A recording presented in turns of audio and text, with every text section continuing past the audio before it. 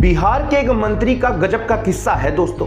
क्या बिहार एक टूटते हुए दिमाग के भरोसे है? ऐसा हम क्यों कह रहे हैं, इसे आप इस तरह से समझिए। 20 मार्च को बिहार की राजधानी पटना में राष्ट्रगान बज रहा था।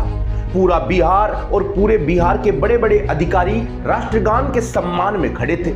लेकिन एक शख्स है जो अपने पागलपन के चलते उस राष्ट्रगान को बीच में ही रुकवा देता है। कभी वो अपने से बड़े लोगों के पैर छूता है तो कभी विधानसभा में अजीब अजीब बातें करता है। ये शख्स कोई और नहीं, बिहार के मुख्यमंत्री नीतीश कुमार है।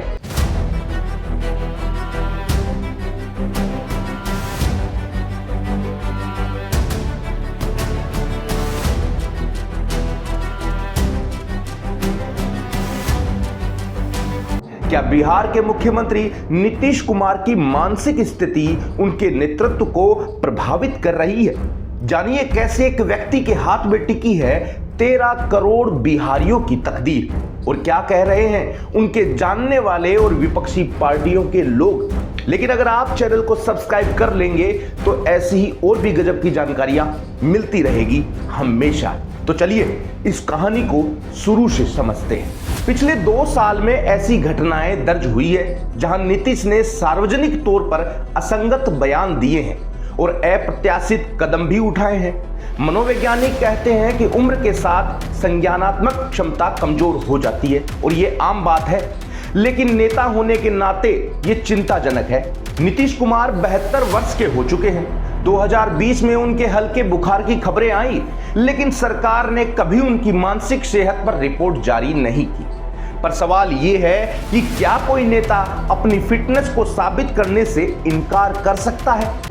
15 मार्च 2025 को पटना में होली मिलन समारोह के दौरान नीतीश कुमार बीजेपी सांसद रविशंकर प्रसाद के पैर छूने के लिए झुके। हालांकि बीजेपी सांसद ने मुख्यमंत्री को रोक दिया। पास खड़े जेडीयू के कार्यकारी अध्यक्ष संजय झा ने भी सीएम का हाथ पकड़ लिया। इसके बाद नीतीश कुमार ने रविशंकर को गले लगा लिया। आपको बता देते हैं कि नीतीश कुमार रविशंकर प्रसाद से 4 साल बड़े हैं। नीतीश कुमार ने 2 बार प्रधानमंत्री नरेंद्र मोदी के भी पैर छूने की कोशिश की थी। पहली बार 7 जून 2024 को जब दिल्ली में लोकसभा चुनावों के नतीजों के बाद एनडीए की बैठक हुई थी। दूसरी बार 13 नवंबर 2024 को जब पीएम मोदी दरभंगा एम्स के शिलान्यास कार्यक्रम में आए थे। इस दौरान अपना भाषण खत्म कर सीएम अपनी कुर्सी की ओर जा रहे थे, बीच में रुके और पीएम मोदी के पैर छूने लगे। 30 जनवरी 2025 को पटना में भी बापू के लिए श्रद्धांजलि सभा का आयोजन हुआ। यहां सीएम नीतीश महात्मा गांधी को श्रद्धांजलि देने के बाद ताली बजाने लगे। विधानसभा स्पीकर नंद किशोर यादव ने उन्हें रोका। 30 नवंबर 2024 को विधानसभा के शीतकालीन सत्र के दौरान नीतीश कुमार सदन में भवन निर्माण मंत्री अशोक चौधरी के ब्रेसलेट से खेलने लगे। सीएम का यह अंदाज देखकर मंत्री अशोक चौधरी भी अपनी हंसी नहीं रोक पाए। खैर ये किस्से अभी भी पूरे नहीं होते हैं। 15 अक्टूबर 2024 को गांधी मैदान में दशहरा पर रावण वध समारोह का आयोजन हुआ। इसमें नीतीश ने रावण पर चलाने के लिए दिए गए तीर धनुष को ही फेंक दिया। शायद ये तो या तो उनके मन में कोई डर था या कुछ और। 21 सितंबर 2024 को नीतीश कुमार मंत्री अशोक चौधरी के कंधे पर सिर रखकर उनसे लिपट गए थे। सीएम ने कहा था, हम इनसे बहुत प्रेम करते हैं। आरजेडी की नेता मीसा भारती ने कहा कि वो शारीरिक और मानसिक रूप से ठीक नहीं है।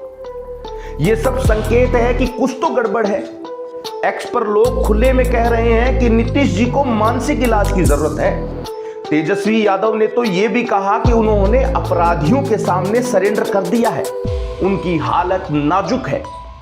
क्या यह सिर्फ राजनीति है या सच ये नीतीश कुमार की मानसिक हालत सच में बिगड़ रही है? अब सवाल यह है कि अगर नीतीश कुमार की मानसिक स्थिति ठीक नहीं है तो क्या वो सही फैसले ले सकते हैं? दोस्तों, बिहार एक ऐसा राज्य है जहां हर दिन अपराध, बेरोजगारी, गरीबी से जूझना पड़ता है। हाल ही में पटना में 25 करोड़ की डकैती हुई है, लेकिन मुख्यमंत्री को शायद इसकी खबर भी नहीं लगी। उनके फैसले भी सवालों के घेरे में हैं। आपने देखा होगा कभी वो एनडीए के साथ आते हैं तो कभी गठबंधन के साथ। बार बार पलटी मारना क्या दर्शाता है? क्या ये स्थिर दिमाग का फैसला हो सकता है या फिर कंफ्यूजन का नतीजा है? अगर एक मुख्यमंत्री अपने दिमाग से कंट्रोल खो रहा है तो वो गलत डिसीजन भी ले सकता है और इसका खामियाजा 12 से 13 करोड़ बिहारियों को भुगतना पड़ सकता है। सोचिए, अगर एक गलत नीति बन जाए, अगर अपराध और बढ़ जाए, अगर बिहार फिर से जंगल राज की ओर बढ़ जाए तो इसका जिम्मेदार आखिर कौन होगा? क्या हम एक ऐसे शख्स पर भरोसा कर सकते हैं जिसके व्यवहार को देखकर खुद उनके सहयोगी भी हैरान हैं? अब सवाल यह है कि बिहार की जनता का भरोसा क्यों और कब तक? नीतीश कुमार को बिहारियों ने बार बार मौका दिया। 2005 में उन्होंने जंगल राज खत्म किया, सड़कें बनवाई, बिजली पहुंचाई, लेकिन आज का नीतीश कुमार वो नीतीश कुमार नहीं है। लोग कहते हैं कि वो बूढ़े हो चुके हैं और वो थक गए हैं। उनकी उम्र और सेहत जवाब दे रही है। फिर भी बिहार की जनता उन पर भरोसा क्यों कर रही है? क्या इसलिए कि कोई दूसरा विकल्प नहीं है, या इसलिए कि हमें आदत हो गई है एक ही चेहरा देखने की? लेकिन सच ये है कि बिहार को अब एक स्वस्थ, मजबूत और स्थिर नेतृत्व की जरूरत है। अगर नीतीश जी की हालत ऐसी ही रही तो क्या होगा बिहार का भविष्य? क्या हम अपने बच्चों के लिए ऐसा बिहार छोड़ना चाहते हैं जहां नेता खुद कंट्रोल में ना हो? अब बड़ा सवाल यह है कि अगर नीतीश कुमार को हटा दिया जाए तो होगा क्या? दोस्तों, बीजेपी और जेडीयू का गठबंधन टूट सकता है। तेजस्वी यादव जैसे नेता मौके का फायदा उठा सकते हैं, लेकिन क्या बिहार तैयार है इस बदलाव के लिए? इस तरफ नीतीश के जाने से बिहार को नया नेतृत्व तो मिल सकता है, कोई ऐसा जो युवा हो, ऊर्जावान हो और सही फैसले ले सके, लेकिन दूसरी तरफ अस्थिरता का खतरा भी है। लेकिन क्या मौजूदा हालात में नीतीश का रहना ज्यादा खतरनाक नहीं है? अगर वो गलत फैसले लेते रहे तो बिहार का नुकसान तय है। मेरा मानना है कि बिहार को अब बदलाव चाहिए। नीतीश जी को सम्मान के साथ विदाई देनी चाहिए और उनकी सेहत का ख्याल रखना चाहिए, लेकिन कुर्सी पर बैठकर बिहारियों को जोखिम में डालना तो पूरी तरह से गलत है। भारतीय राजनीति और संविधान में बने कानून के हिसाब से कई ऐसे नियम हैं जिसका फायदा नेता और राजनीति करने वाले लोग उठाते हैं। यही कारण है कि नीतीश कुमार आज मुख्यमंत्री के पद पर बैठे हैं, क्योंकि इसके लिए ना तो कोई उम्र आवश्यक है, ना ही कोई दिमागी संतुलन जरूरी है। बस जरूरी है तो राजनीति में अव्वल होना।